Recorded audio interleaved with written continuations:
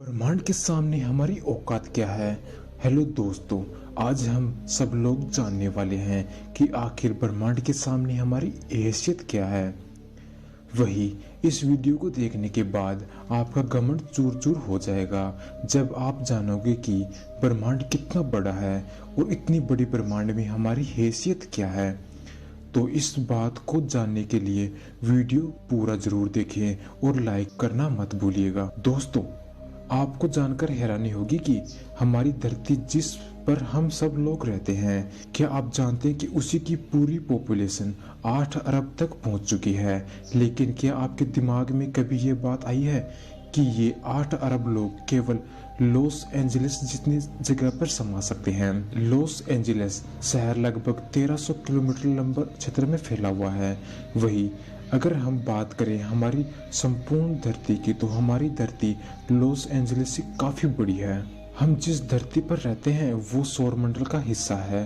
सौरमंडल में टोटल 9 ग्रह मौजूद हैं जो सूरज का चक्कर लगाते रहते हैं। वही हमारी धरती का उपग्रह चंद्रमा है। अगर हम चंद्रमा की बात करें तो उसका कुल व्यास 3500 किलोमीटर है।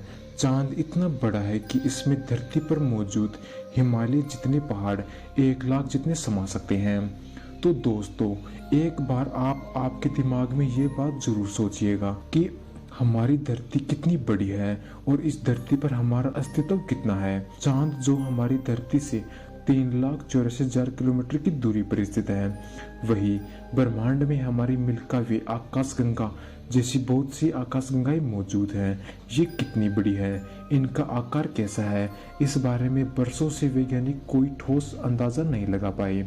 वही इन सब की बात करें तो सूरज की जिसे हम रोशनी प्राप्त करते हैं, तो हमारी धरती से 15,000 किलोमीटर की दूरी पर स्थित है। हमारे सूरज का व्यास 14,000 किलोमीटर का है, जो चांद से कहीं ज्यादा है। वही अगर बात करें धरती की, तो इसमें धरती जैसे 12 से 13 लाख धरतियां समा सकती हैं। तो ये आप अंदाजा लगा सकते हैं कि हम सूरज के सामने कितनी औकात रखते हैं। हमारे सौरमंडल में मौजूद 8 ग्रहों में सबसे बड़ा ग्रह जुपिटर है, जिसमें हमारी धरती जैसी 1300 धरतियां समा सकती हैं। वही क्या आप जानते हैं कि सूरज से लेकर नेपच्यून तक की दूरी 4.5 बिलियन किलोमीटर है। तो ये आप समझ सकते हैं कि सोलर सिस्टम के सामने सूरज कितना छोटा है। अगर हम सूरज से आगे बात करें तो सूरज से बड़े और भी तारे सौरमंडल में मौजूद हैं, जिनमें वेगा स्टार जिसका व्यास 38 लाख किलोमीटर है। वही इसके जैसे ही हम और आगे जाते हैं तो इसमें एक और बड़ा तारा मौजूद है जिसका नाम है रिगेल, जिसका व्यास 11 करोड़ किलोमीटर है। तो दोस्तों, जरा सोचें कि इस इतने बड़े तारे में हमारी धरती का कोई अस्तित्व भी है भी या नहीं। और अब इन सब से कहीं गुना बड़ी हमारी आकाशगंगा, जिसे हम मिल्की वे के नाम से भी बोलते हैं, जो कि लगभग 1 लाख प्रकाश वर्ष की दूरी में फैली हुई है। यानी ये इतनी बड़ी है कि अगर इससे सूरज के प्रकाश की रोशनी को गुजारा भी जाए तो उसे 1 लाख साल लग जाएंगे। वहीं आपको बता दें कि प्रकाश की गति 3 लाख किलोमीटर प्रति सेकंड होती है।